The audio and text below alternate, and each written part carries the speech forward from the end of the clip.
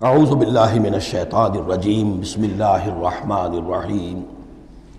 ما کان للمشرکین ان یعمروا مساجد اللہ۔ ان مشرکوں کا تو یہ حق نہیں ہے کہ وہ آباد کریں اللہ کے گھروں کو۔ یہ مسجد ہے، اللہ کا گھر ہے، یہ بیت اللہ ہے، یہ مشرکین اس کے متولی بنے بیٹھے ہیں، ان کا کوئی حق نہیں ہے۔ یہ توحید کا مرکز ہے بیت اللہ۔ ما کان للمشرکین، نہیں ان کا یہ حق ان یعمروا مساجد اللہ، یہ متولی بنے بیٹھے ہوئے ہیں اس کے، شاہدین علی انفسہم بالکفر، اپنے اوپر کفر کی گواہی دیتے ہوئے، یعنی اعلانیہ کافر ہیں، مشرک ہیں، اور پھر وہ بیت اللہ کے متولی بنے ہوئے۔ اولئک حبطت اعمالہم، ان کے سارے اعمال حبط ہو گئے، یعنی حاجیوں کی خدمت کر دی، پانی پلا دیا، یہ کر دیا، وہ کر دیا، ان کی کوئی حیثیت اللہ کی نگاہ میں نہیں ہے۔ ان کے جو شرک ہے اور کفر ہے اس نے ان کے تمام اعمال حبط کر دیے۔ وفی النار ہم خالدون، اور آگ ہی میں وہ رہیں گے ہمیشہ ہمیشہ۔ انما یعمر مساجد اللہ من آمن باللہ والیوم الآخر، مسجدیں اللہ کی مسجدوں کو آباد کرنا تو ان کا حق ہے جو ایمان لائیں اللہ پر اور یوم آخر پر، واقام الصلاۃ، اور نماز قائم کریں، وآت الزکوٰۃ، اور زکوٰۃ ادا کریں، ولم یخش الا اللہ، اور نہ ڈرے کسی سے سوائے اللہ کی۔ فعسیٰ اولئک ان یکونوا من المہتدین، تو ایسے لوگ ہیں کہ جن کے بارے میں توقع ہے کہ وہ راہ یاب ہوں گے اور منزل مراد تک پہنچ جائیں گے۔ اجعلتم سقایۃ الحاج وعمارۃ المسجد الحرام کمن آمن باللہ والیوم الآخر، کیا تم نے حاجیوں کو پانی پلانا اور مسجد حرام کو آباد رکھنا اس کو برابر کر دیا ہے اس کے کہ جو شخص ایمان لایا اللہ پر اور یوم آخر پر، وجاہد فی سبیل اللہ، اللہ کی راہ میں جہاد کرے۔ یہ مشرکین مکہ، مشرکین قریش جو کیا کرتے ہیں، ان کا یہی کریڈٹ ان کا کیا ہے کہ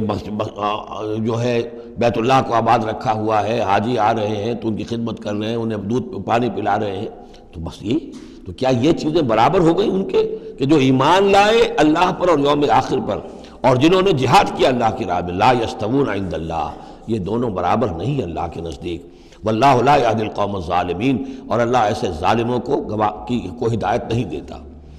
الذین آمنوا وہاجروا وجاہدوا فی سبیل اللہ باموالہم وانفسہم، وہ لوگ جو ایمان لائے، جنہوں نے ہجرت کی، پھر جہاد کیا اللہ کی راہ میں اپنے مالوں سے اور اپنی جانوں سے۔ اعظم درجۃ عند اللہ، ان کا بہت بلند و بالا اور بہت عظیم رتبہ ہے اللہ کے نزدیک۔ واولئک هم الفائزون، اور حقیقت میں وہی ہیں کامیاب ہونے والے۔ یبشرہم ربہم برحمت منہ ورضوان، انہیں بشارت دیتا ہے ان کا رب اپنی رحمت، خاص اپنے خزانہ فضل سے رحمت کی، ورضوان، اور رضامندی کی، وجنات لہم فیہا نعیم مقیم، اور ان باغات کی کہ جن کے اندر بہت ہمیشہ رہنے والی نعمتیں ہوں گی،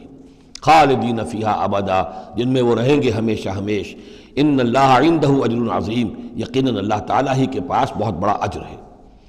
یا ایھا الذین آمنوا لا تتخذوا آباءکم واخوانکم، اب چونکہ کچھ مسلمانوں کو جیسا کہ میں نے عرض کیا یہ ہوگا کہ آخر وہ ہمارے باپ ہیں، وہاں پہ بھائی ہیں، اب یہ جنگ ہوگی، چلیے ابھی تک امید تھی کہ وہ لوگ شاید ایمان لے آئیں تو ہمارے ساتھ ہو جائیں، ابھی تک وہ ایمان نہیں لائے ہیں، اب اگر ادھر سے چڑھائی ہوگی ہمیں جانا پڑے گا، اپنے ہاتھوں جو ہے وہ اپنے رشتہ داروں کو، اپنے بھائی بندوں کو قتل کرنا پڑے گا۔ یہ چیز جو رکاوٹ بن رہی تھی، تو ذرا اب اس کے اوپر ایک ضرب لگ رہی ہے ان دو آیتوں میں، اور قرآن مجید کی اہم ترین آیتوں میں سے اگلی آیت ہے جو آئے گی اس کے بعد، آیت نمبر 24۔ یا ایھا الذین آمنوا لا تتخذوا آباءکم واخوانکم اولیاء، اے اہل ایمان اپنے باپوں اور بھائیوں کو اپنے ولی اور دوست اور حمایتی مت سمجھو، مت بناؤ۔ ان استحبوا الکفر علی الایمان، اگر انہوں نے ایمان کے مقابلے میں کفر کو پسند کیا ہے،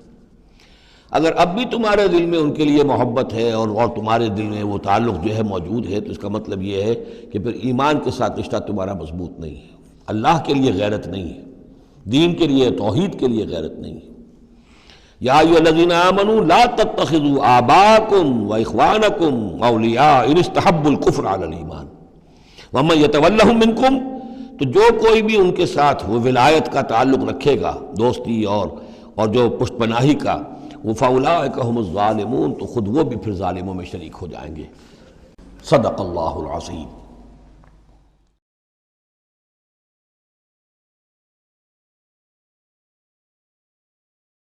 اعوذ باللہ من الشیطان الرجیم بسم اللہ الرحمن الرحیم۔ اب وہ آیت آ رہی ہے، خاصی طویل آیت ہے اور یہ بہت ہی اہم آیت ہے۔ قل اے نبی ان سے کہہ دیجئے ان کان آباؤکم و ابناؤکم و اخوانکم و ازواجکم و عشیرتکم و اموال اقترفتموها و تجارت تخشون کسادها و مساکن ترضونها احب الیکم من اللہ ورسولہ و جہاد فی سبیلہ فتربصوا حتی یاتی اللہ بامرہ واللہ لا یہدی القوم الفاسقین۔ اے نبی ان سے کہہ دیجئے اگر ہوں تمہیں تمہارے باپ اور تمہارے بیٹے اور تمہارے بھائی اور تمہاری بیویاں یا بیویوں کے لیے شوہر اور تمہاری برادری رشتہ دار اور وہ مال جو تم نے بہت محنت سے کمائے ہیں جمع کیے ہیں، وہ تجارت جس کے مندے کا تمہیں خطرہ رہتا ہے، ڈرتے رہتے ہو، اور وہ حویلیاں اور وہ محل جو تم نے بنائے ہیں تمہیں بہت پسند ہیں، مساکن ترضونہا، اگر یہ 8 چیزیں محبوب تر ہیں، احب الیکم، ان 8 کی محبت زیادہ ہے تمہارے دلوں میں، من اللہ و رسولہ و جہاد فی سبیلہ، اللہ کی محبت، رسول کی محبت، اللہ کی راہ میں جہاد کی محبت، اگر یہ 3 محبتیں کم ہیں وہ زیادہ ہیں، فتربصوا، تو جاؤ انتظار کرو، دفع ہو جاؤ، فتربصوا، جاؤ انتظار کرو،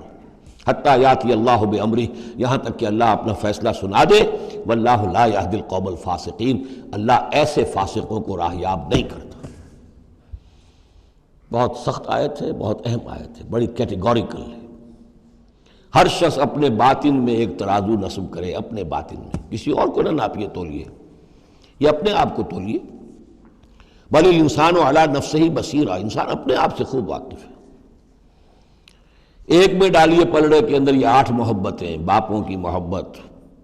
بیٹوں کی، بھائیوں کی، بیویوں کی یا شوہروں کی، اسپاؤسز کی،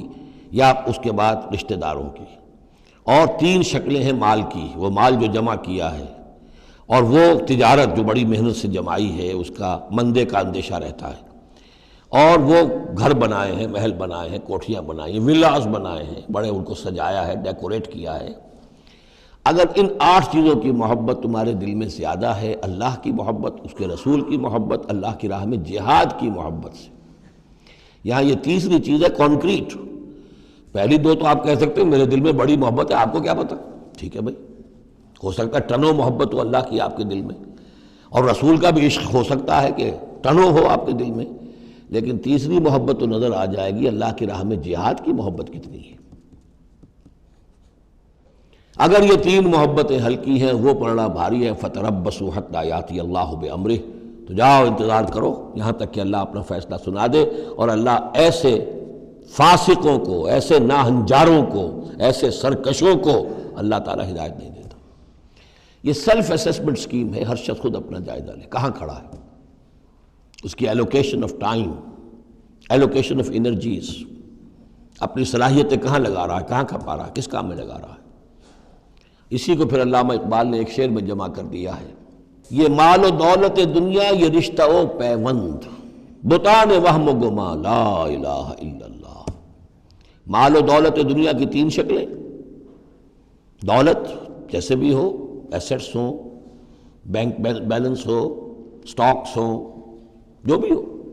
یہ مال و دولت دنیا۔ نمبر 2 جائیداد ہے، نمبر 3 بزنس ہے یا کیریئر ہے، پروفیشن ہے، اور رشتہ و پیوند جو سب سے قریبی ہو سکتے ہیں، باپ، بیٹا، بھائی اور اسپاؤس، اور جو بھی اور رشتہ دار ہیں۔ یہ مال و دولت دنیا، یہ رشتہ و پیوند، بتان وہم و گما، یہ صرف بت ہیں، ہمارے اپنے وہم کے، توہم کے، ان کی کوئی حقیقت نہیں ہے۔ بتان وہم و گما، لا الہ الا اللہ۔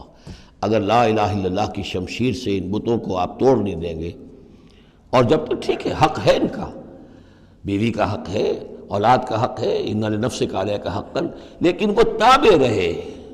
ان 3 چیزوں کے تابع رہے، تب تک ٹھیک ہے۔ اور اگر ان 3 چیزوں سے وہ اوپر چلا گیا، کوئی بھی ایک بھی، تو بس وہ توحید ختم ہے، اب وہ شرک ہے۔ صدق اللہ العظیم۔